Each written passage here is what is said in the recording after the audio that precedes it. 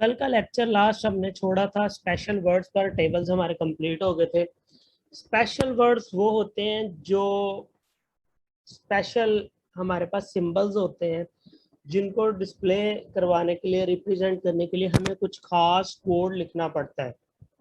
ठीक है, जैसे कि लेस देन और ग्रेटर देन। क्यों? क्योंकि जब भी हम लेस देन और ग्रेटर देन की बात करते हैं तो वो हमारे पास कोई ना कोई टैग बन जाता है। अगर मैं ये पी लिखा है, इसके अंदर मैं लेस देन बॉडी अगर लिखूंगा, ग्रेटर देन, अगर मैं इसको शो करवाना चाहता हूँ तो आप देख सकते हैं उसने फिर उसको रेड कर दिया है, वो उसको अगेन बॉडी कंसिडर कर रहा है। लाइक मैं अगर लिखता हूँ द टैग ऑफ, आगे मैं चाह रहा हूँ कि ये बॉडी का टैग नजर आए, फिर आगे उसके फिर कोई डिस्क्रिप्शन लिखनी हो, यूज बॉडी।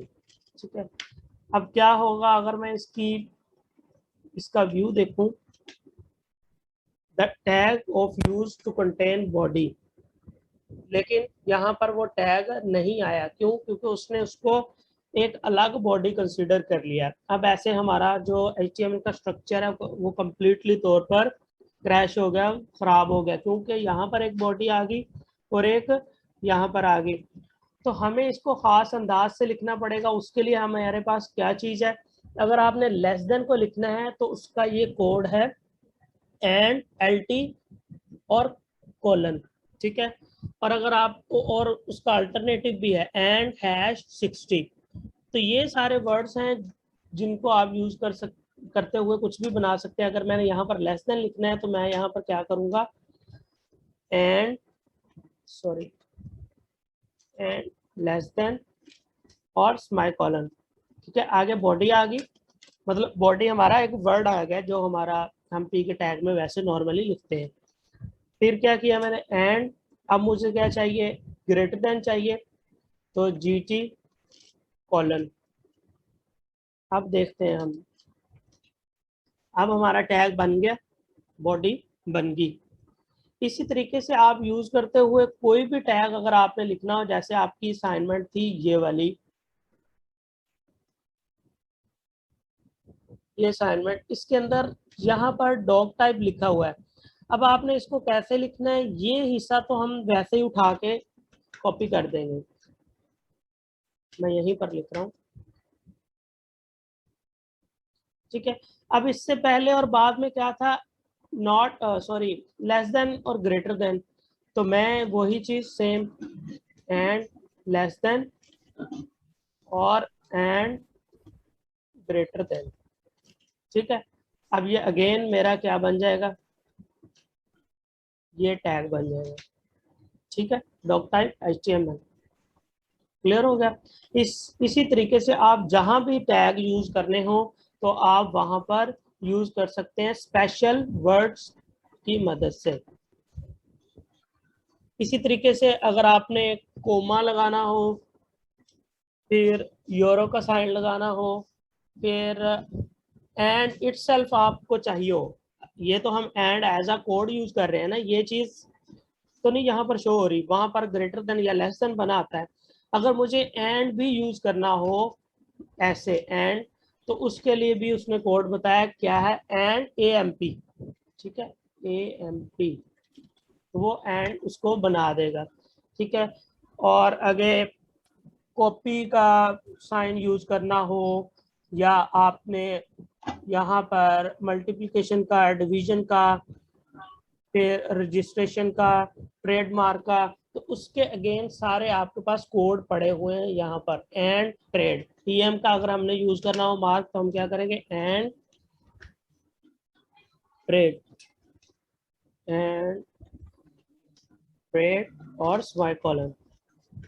तो जी आपके पास TM का मार्क आ गया, ट्रेडमार्क। ठीक है, तो आपने कोई भी यूज करना हो मार्क तो आप उसका कोड यूज कर सकते हैं। क्लियर हो गया? ये कोड मैं आपको सेंड कर दूंगा, जो आपको जब चाहिए होगा नेट से भी आप देख सकते हैं, और वैसे भी आपके पास ये कोड होंगे। समझ आ गई आपको ये चीज? जी सर। दूसरी बात ये है कि अगर आपको कोई चीज ना समझ में, मतलब कोई चीज मिस हो जाती है, ये कोड आपको कोई बाद में नहीं समझ आ रहा होता, तो आपके पास सबसे बेहतरीन जो वेबसाइट है वो W3 स्कूल है। ठीक है,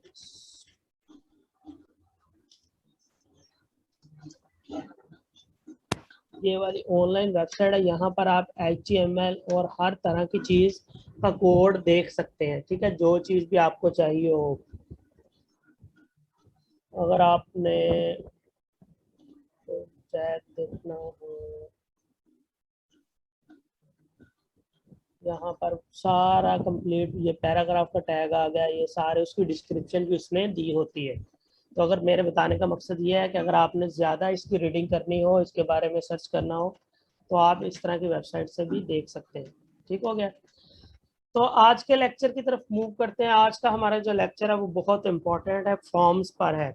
अभी तक हमने जितना HTML का सफर तय किया है, जितना हमने पढ़ा है, उसके अंदर हम अपनी ही इंफॉर्मेशन रिप्रेजेंट करते थे। हमने वही टूल्स देखे जो हम अपनी इंफॉर्मेशन यूजर को या क्लाइंट को दिखा सकते हैं।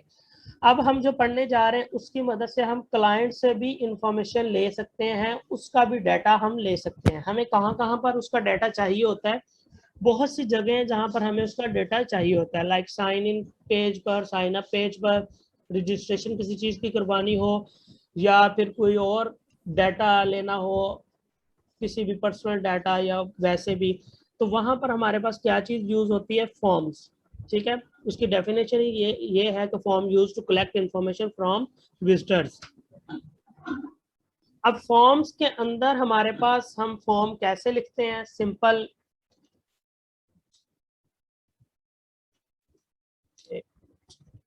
फॉर्म के लिए हमारे पास टैग होता है फॉर्म। ठीक है, इसके अंदर हमारा सारा फॉर्म होता है। अब ये आपने हमेशा बात याद रखनी है कि जब भी जो टैग्स हमने फॉर्म के अंदर लिखे होंगे, वही जब फॉर्म सबमिट होगा, फॉर्म सबमिट होता है ना, जैसे आपके पास कोई फॉर्म हो तो आप किसी ऑफिस में सबमिट करवाते हैं, इसी तरीके से आपके वेब पेज के अंदर जितने फॉर्म्स होते हैं वो आपके सर्वर पर, जो मशीन पर कोड पड़ा होता है, वहां पर सबमिट होते हैं। तो डिफरेंट फॉर्म होते हैं आपके, एक ही पेज के अंदर काफी सारे फॉर्म्स भी हो सकते हैं। अब जिस फॉर्म को आप क्लिक करेंगे कि ये वाला सबमिट हो जाए, तो आपने ये बात याद रखनी है, सिर्फ उसी फॉर्म के टैग के अंदर जितने और टैग्स होंगे इनपुट के, या जितनी और फील्ड्स होंगी, उन्हीं का डाटा ट्रांसफर होगा सर्वर को, सारे फॉर्म्स का डाटा नहीं जाएगा। ठीक है, ये बात आपने याद रखनी है। अब दूसरी बात ये है कि फॉर्म के टैग की कुछ एट्रीब्यूट्स हैं जो बहुत इंपॉर्टेंट है। एक है एक्शन और एक है मेथड। कहां पर आता है हमें पता है, एट्रीब्यूट्स फर्स्ट टैग के अंदर आती हैं। तो पहला क्या है, एक्शन। एक्शन एट्रीब्यूट है जिसकी वैल्यू क्या होती है, वो यूआरएल होता है जहां पर हमारा फॉर्म सबमिट होना होता है। अगर तो आप की वेबसाइट के अंदर ही कोई और पेज इसको हैंडल कर रहा है फॉर्म को, फिर तो आपने सिंपल क्या करना है, उस भी फॉर्म का नाम दे देना है, उस भी फाइल का नाम। लाइक मैं कहता हूँ xyz.php, मेरे पास, मैं सपोज कर रहा हूँ कि कोई PHP की फाइल है जो इस फॉर्म को डील करेगी, तो मैंने यहाँ पर उसका नेम दे देना है उस फाइल का। तो इसका पाथ कैसे देना है, पाथ का वही रूल है जो हमने थर्ड लेक्चर में पढ़ा था। पाथ कैसे देते हैं कि इसी अगर फोल्डर के अंदर फाइल पड़ी है तो ऐसे देना है, अगर कोई और फोल्डर है उसके अंदर फाइल पड़ी है तो आपको वहां फोल्डर का नाम स्लैश और फाइल का नेम। ठीक है, ये तो हो गया एक्शन। मजीद हम इस पे बात करेंगे जब हम PHP पढ़ेंगे। दूसरा होता है मेथड। मेथड क्या होता है, फॉर द टाइम बिंग आपने सिर्फ ये याद रखना है कि मेथड आपके पास दो होते हैं, गेट और पोस्ट। एक वक्त में आप एक ही यूज कर सकते हैं, गेट या पोस्ट।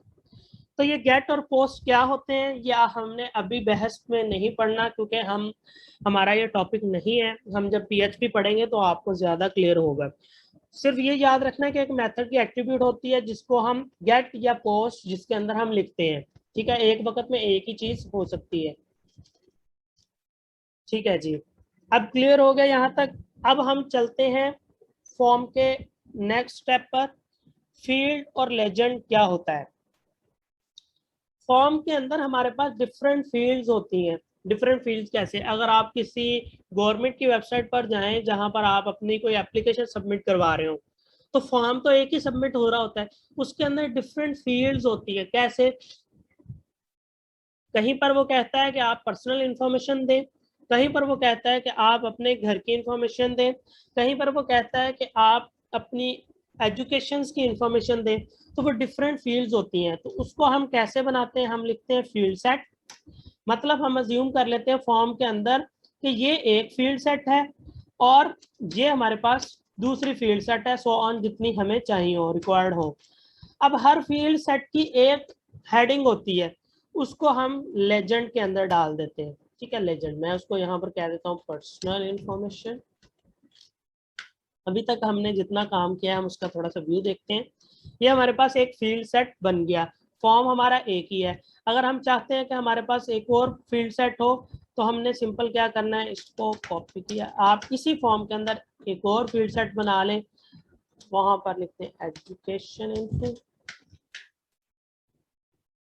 ठीक है, तो जितनी आपको फील्ड सेट चाहिए हो आप बनाते जाएं, कोई इशू नहीं है। लेकिन फॉर्म एक ही है। फॉर्म एक ही से क्या मुराद है कि जब इस फॉर्म को सबमिट किया जाएगा तो एट अ टाइम सारा फॉर्म, जितने भी फील्ड सेट हैं इस फॉर्म के अंदर, वो सारी सबमिट हो जाएंगी। ठीक हो गया? यहाँ तक क्लियर है? किसको कोई क्वेश्चन?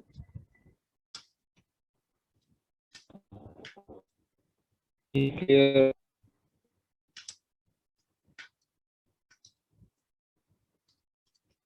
ठीक है जी, फॉर्म तो हमने बना लिया, हमारा फॉर्म बन गया, स्ट्रक्चर बन गया। अब क्वेश्चन ये पैदा होता है कि हमने यूजर से इंफॉर्मेशन कैसे लेनी है। उसके लिए हमारे पास यूज होती हैं डिफरेंट इनपुट्स। ठीक है, इनपुट्स हमारे पास यूज होती हैं टेक्स्ट की, पासवर्ड की, रेडियो की, check box, file, submit, number, email. तो ये सारी हमारे पास इनपुट्स हैं। आई थिंक 8 या 9 इनपुट्स होंगे। तो हम वन बाय वन इनको देखते हैं ये क्या चीज है। अगर तो आपको सिंपल टेक्स्ट चाहिए हो जिसके अंदर यूजर कोई भी अपना नेम या कोई भी ऐसी चीज जो टेक्स्ट की फॉर्म में हो वो इनपुट करना चाहे, तो आपने क्या करना है, इनपुट। इनपुट हमारे पास एक टैग होता है, इनपुट। अब इसकी भी क्लोजिंग नहीं होती। क्यों नहीं होती इसकी क्लोजिंग, सॉरी क्लोजिंग? क्योंकि इसके अंदर हम नहीं इंफॉर्मेशन डालते। जैसे हमने ये लेजेंड का टैग ओपन किया और क्लोज किया, इसके अंदर हमने ये इंफॉर्मेशन डाली है ना, तो ये तो होगी, हमने इंफॉर्मेशन डाली। अब ऐसा टैग हो जिसके अंदर हम इंफॉर्मेशन डाल ही ना रहे हो, तो वहां पर हमें क्या जरूरत है देने की, ओपनिंग और क्लोजिंग। ठीक है, तो इनपुट्स की ओपनिंग होती है लेकिन क्लोजिंग नहीं होती, क्योंकि इसके अंदर इंफॉर्मेशन यूजर ने डालनी होती है। ठीक है, अब दो इसकी एट्रीब्यूट्स होती हैं, एक होती है टाइप और एक होती है नेम। टाइप के अंदर क्या होता है? टाइप के अंदर हमें बताना होता है कि ये इनपुट के टाइप किस तरह का डेटा लेगी। तो वही बात, आपके पास टेक्स्ट है, पासवर्ड है, रेडियो है, चेकबॉक्स है, फाइल है, सबमिट है, नंबर है, ईमेल है। तो आप क्या करेंगे, टेक्स्ट अगर आपने लिखा है, टेक्स्ट, एक मिनट गाइस,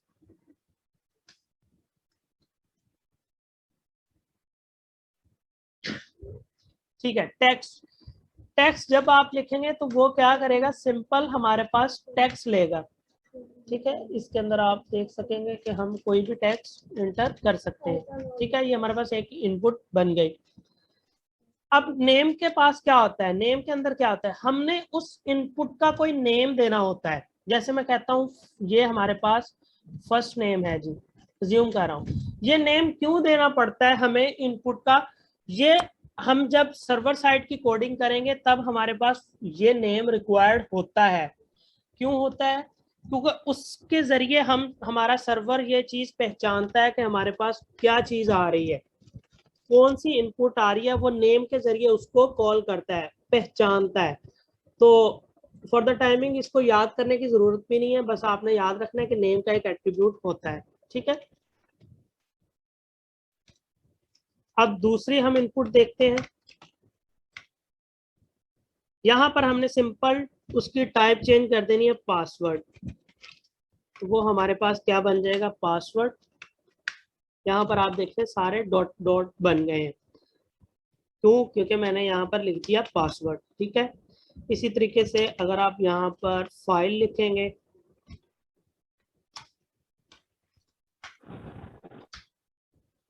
तो यहाँ पर हमारे पास फाइल आ गया। फाइल की मदद से आप कहीं से भी कोई भी चीज उठा सकते हैं। ठीक हो गया जी। नेक्स्ट हमारे पास है रेडियो चेकबॉक्स। सबमिट का भी बटन होता है, सबमिट और नंबर का भी। नंबर का देखते हैं, नंबर के अंदर क्या होता है।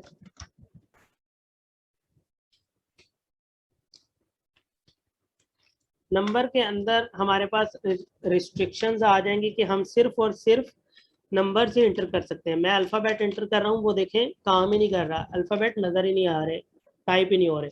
अगर नंबर डालूंगा तो वो टाइप हो रहे हैं। ठीक है, ये खास नंबर्स के लिए यूज होता है। फिर आ जाता है ईमेल। ईमेल के अंदर क्या होता है, वो आपकी ईमेल लेता है।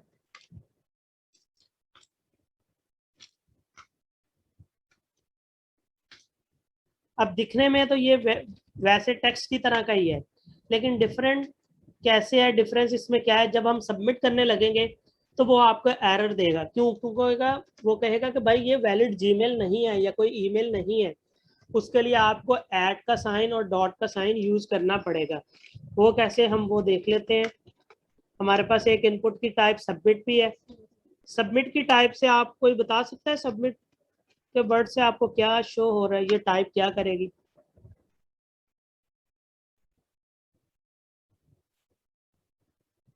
नहीं, कोई नहीं बता रहा। सबमिट का ये एक बटन बन जाएगा जिससे हमारा पूरा फॉर्म सबमिट हो जाएगा। ठीक है, मैं जैसे इस पे क्लिक करूंगा तो ये हमारा फॉर्म सबमिट हो जाएगा। ठीक है, वो अब xyz.php उसको मिला नहीं, तो इसलिए उसने कहा कि एरर। ठीक है, लेकिन सबमिट हो गया। अब यहाँ पर हमारे ईमेल से पीछे उसके हमारे पासवर्ड था, ईमेल नंबर, फाइल, टेक्स्ट, सब कुछ ब्ला ब्ला, सारी चीजें आ गई।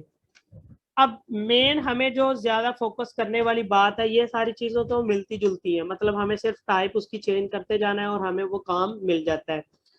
नेक्स्ट हमारे पास है रेडियो और चेक बॉक्स। ये थोड़े से ट्रिकी हैं, इनको अभी हम देखते हैं। इसको देखने से पहले मैं आपको एक चीज और पढ़ाना चाहता हूँ, बताना चाहता हूँ, वो है लेबल। हर इनपुट के लिए हम लेबल भी यूज कर सकते हैं। लेबल क्या होता है कि यूजर को अब यहाँ पर हमारे फॉर्म के अंदर देखें, नहीं पता चल रहा इसके अंदर से फर्स्ट नेम कहाँ पर डालना है, पासवर्ड कहाँ पर डालना है, ईमेल कहाँ पर डालनी है। तो उसके लिए हम यूज करते हैं डिफरेंट लेबल्स। मैं लेबल डाल देता हूँ, लेबल फर्स्ट नेम। ठीक है, और उसके बाद यहाँ पर मैं br का टैग लगा देता हूँ। क्यों, क्योंकि ये हमारा एक सेट सा बन जाएगा। अगर आप इसका व्यू देखें, ठीक है, फर्स्ट नेम। इसी तरीके से यहाँ पर हम डाल देते हैं लेबल पासवर्ड।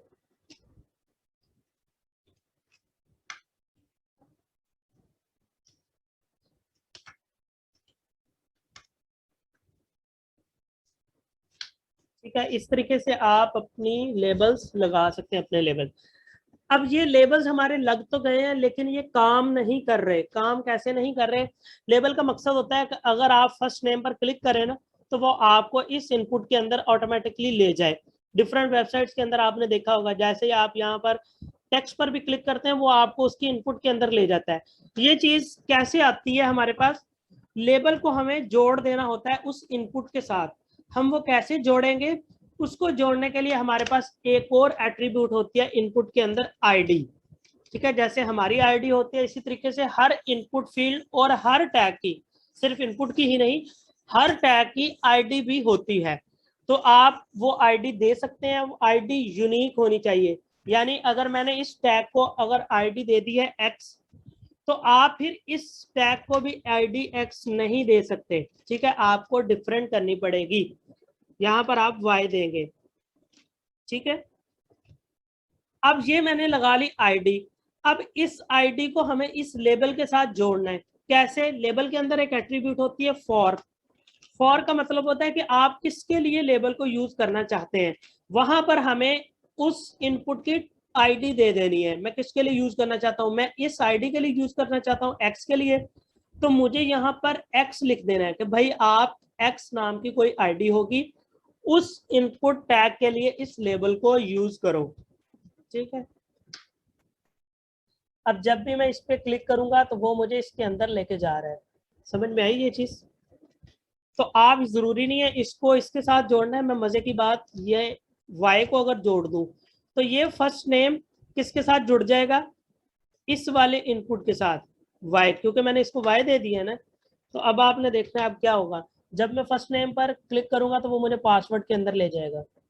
तो ये सिर्फ आपको समझाने के लिए मैंने किया है, अदरवाइज आपने क्या करना है, जो चीज होगा, जो लेबल जिसके लिए यूज होगा वही आपने यूज करना है। ठीक है जी, आई होप यहाँ तक आपको क्लियर होगा। नेक्स्ट चलते हैं, जो हमारे दो टॉपिक्स जिसकी मैंने बात की थी कि रेडियो बटन्स और चेक बॉक्स, वो क्या होते हैं। रेडियो बटन अक्सर आपने देखे होंगे, कैसे देखे होंगे, जब भी आप साइन अप करने लगते हैं वो आपसे पूछता है आप मेल है या फीमेल है। ठीक है, तो दोनों में से एक ही बटन चलता है, या आप फीमेल को क्लिक कर सकते हैं या मेल को कर सकते हैं। अगर आप मेल को करेंगे तो फीमेल नहीं होगा, फीमेल को करेंगे तो मेल नहीं होगा, यानी वो दोनों फील्ड्स एक दूसरे के साथ जुड़ जाती हैं। ठीक है, तो उसके लिए हमें करना क्या है, सबसे पहले हमें इनपुट बनानी है, टाइप उसकी देनी है रेडियो। ठीक है जी, ये रेडियो टाइप आ गई। अब इसके अंदर आपने नेम रखना है। नेम क्या है? नेम आपने सेम देना है, यानी जेंडर। ठीक है, अब आपने यहाँ पर लेबल दे देना है। लेबल क्या है?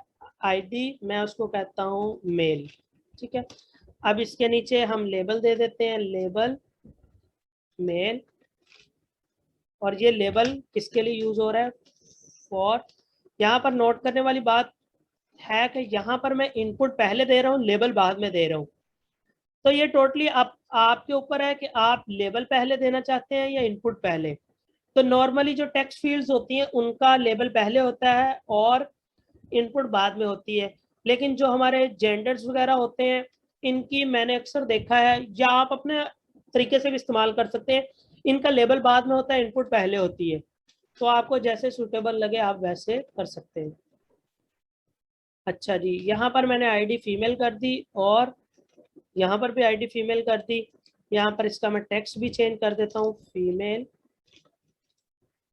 अब जो यहाँ पर बात नोट करने वाली है वो ये है कि इसका नेम और इसका नेम, इन दोनों का नेम मैंने सेम रखा है, जेंडर जेंडर। क्यों? क्योंकि नेम सेम रखने से ये एक ग्रुप बन जाएगा।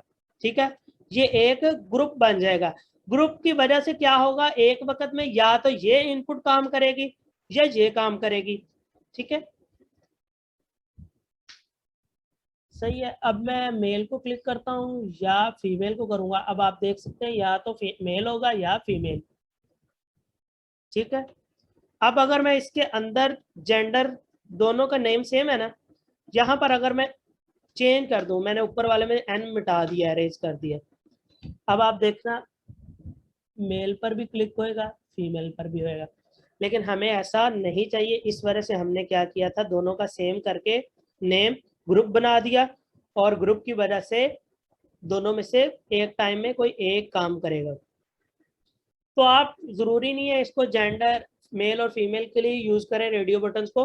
रेडियो बटन बहुत सी जगहों पर यूज हो सकते हैं, जैसे कोई आप एटीएम मशीन बना रहे हैं उसके लिए प्रोग्राम लिख रहे हैं, तो आप कहते हैं कि भाई आप अपना कोई भी मेथड बताएं जिससे आप पेमेंट करेंगे, तो वो एक वक्त में एक ही पेमेंट का मेथड चूज कर सकता है ना। तो आप उसको ऑप्शन दे देते हैं काफ़ी सारे कि भाई आप पेपाल के ज़रिए करना चाहते हैं, जैज कैश के ज़रिए करना चाहते हैं, इजी पैसा के ज़रिए, बैंक के ज़रिए, तो वो एक वक्त में एक ही चूज़ करेगा। तो वहाँ पर आप रेडियो बटन्स को यूज़ कर सकते हैं, वहाँ पर इसकी एप्लीकेशन है। क्लियर हो गया?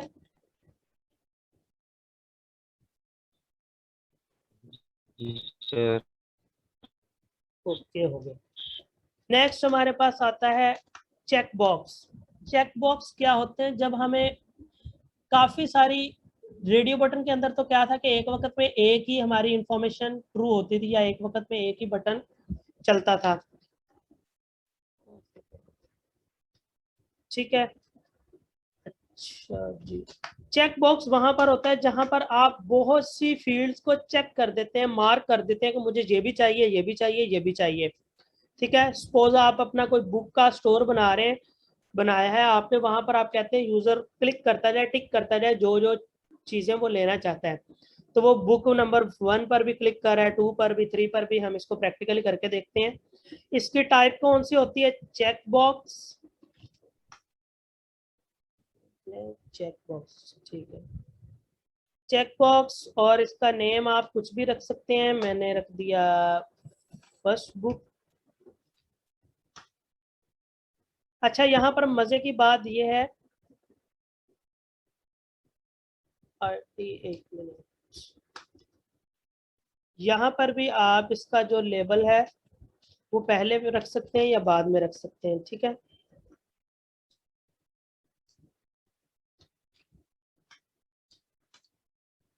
मैं कहता हूँ भाई फर्स्ट बुक। अब इसको मैं दोनों को कॉपी कर लेता हूँ।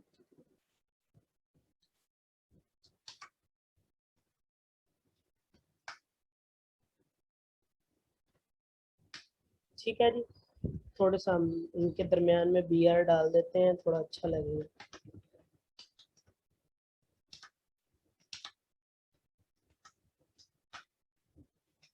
ठीक है, अब यहाँ पर आप चेंज कर लेना इसके लेबल्स वगैरह, ठीक है। अब आपने फर्स्ट बुक लेनी है, ये भी लेनी है, ये भी लेनी है, जोन सी भी आपने लेनी है, आप उन पर क्लिक कर दें, वो टिक होते जाएंगे, ठीक है। ये आपके पास क्या चीज है? चेक बॉक्स, ठीक हो गया। अब आपके पास एक और चीज आ जाती है, प्लेस होल्डर हो, ठीक है।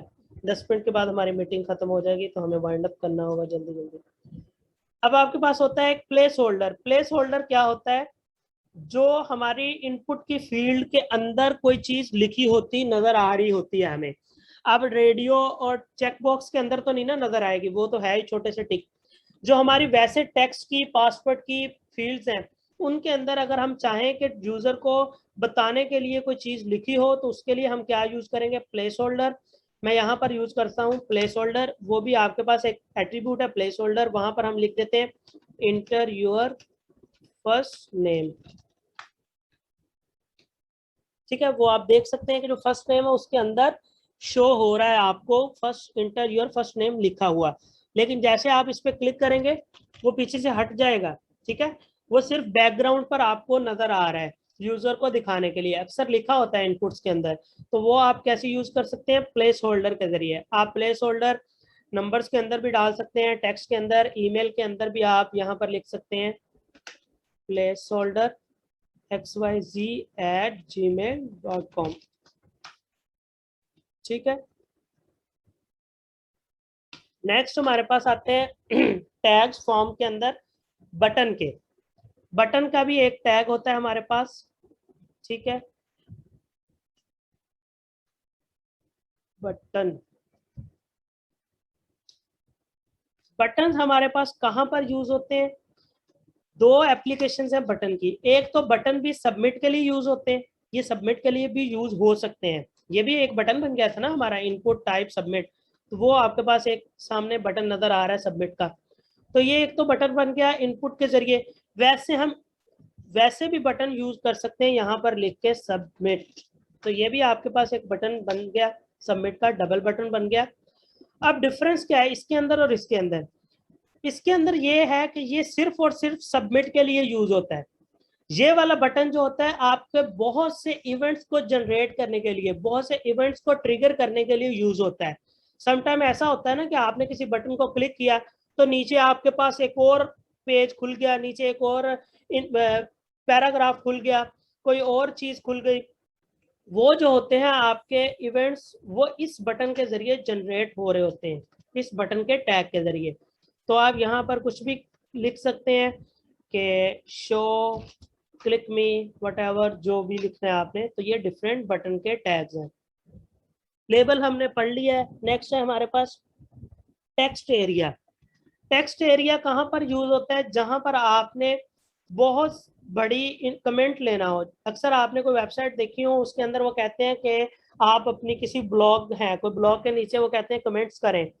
तो वहां पर आपने अपना ईमेल दे दिया, फर्स्ट नेम दे दिया, पासवर्ड दे दिया, फलां फलां, नीचे होता है कमेंट का। तो वो थोड़ा सा बड़ा सा बॉक्स होता है जिसके अंदर वो कहता है कि जो यूजर होता है कि आप जिसने वेबसाइट बनाई है डेवलपर, वो कहता है कि आप यहाँ पर अपना कोई भी कमेंट दे सकते हैं। तो वो हमने कैसे यूज करना है, text area. Text area, text area के अंदर कुछ भी लिखा जा सकता है।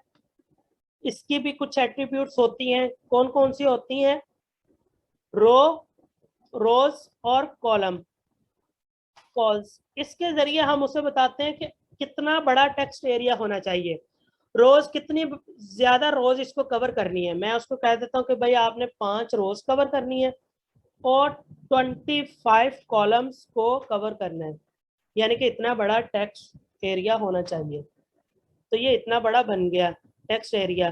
तो आप इसको अपने हिसाब से यहाँ पर 25 या 250 भी कर सकते हैं, वो काफ़ी बड़ा बन जाएगा। ठीक है, वो देखें उधर को भी चला गया, काफ़ी बड़ा बन गया। ठीक है, 100 कर दें होगा। ठीक है, ये चीज़ बन गई।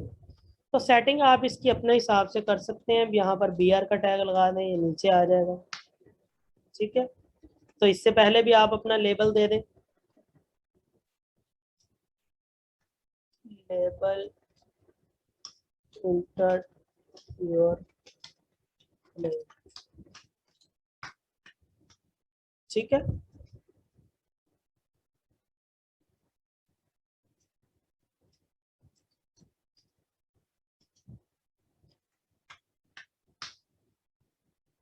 ठीक हो गया। एंटर योर कमेंट, यहाँ पर यूजर कमेंट दे सकता है। और यहाँ पर एक और चीज है, ये फ्लेक्सिबल है, यूजर अपने हिसाब से भी इसको एडजस्ट कर सकता है।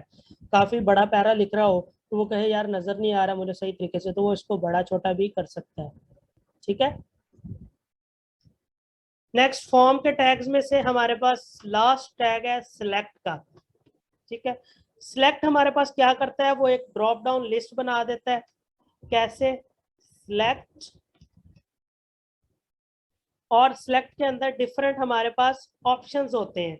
ऑप्शन नंबर 1, 2, 3 जितने भी आपको चाहिए। मैं कहता हूँ जावा, आपने क्या क्या पढ़ना है,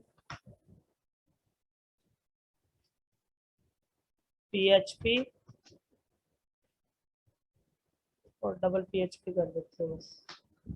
ये आपके पास एक ड्रॉप डाउन लिस्ट बन गई। यहाँ से आप इसको ओपन कर से करेंगे और ओपन करके इसको सिलेक्ट कर सकते हैं।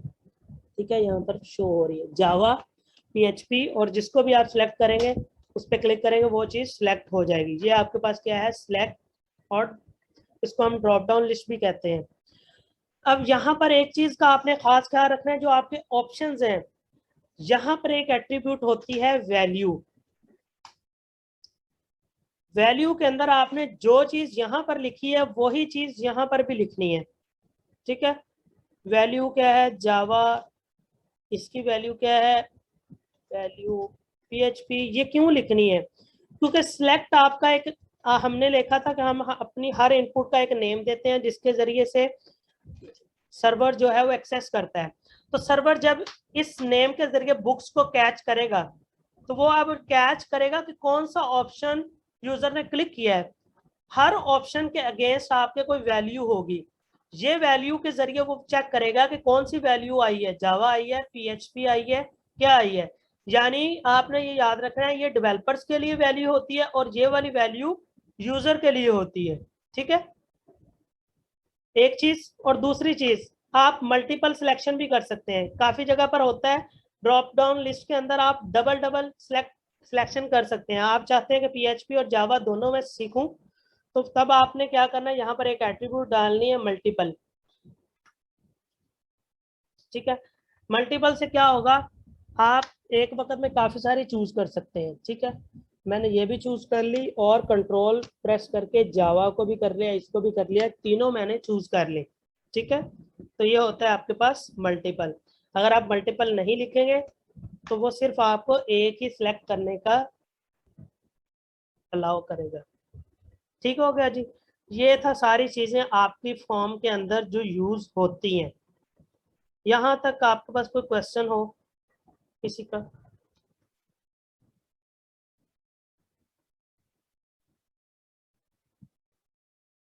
कोई क्वेश्चन? तो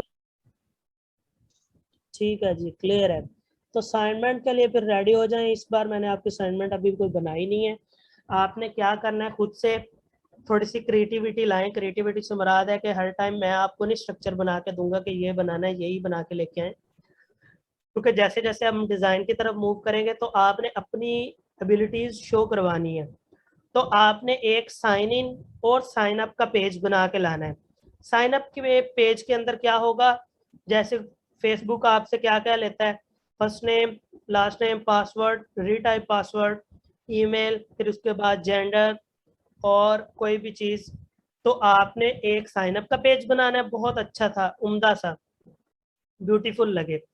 और दूसरा आपने क्या नाम है, साइन इन का बनाना है, जिसके अंदर सिर्फ और सिर्फ यूजर की लॉगिन और पासवर्ड की फील्ड्स हों बस। तो ये आपने पेजेस संभाल के भी रखा करने, क्योंकि नेक्स्ट जब हम अपनी वेबसाइट की तरफ मूव करेंगे तो हमने इन दोनों को जोड़ के बहुत सी अच्छी अच्छी चीजें बनाएंगे। ठीक है, तो ये आपकी असाइनमेंट आपने बना के लाना है। ठीक हो गया? ठीक।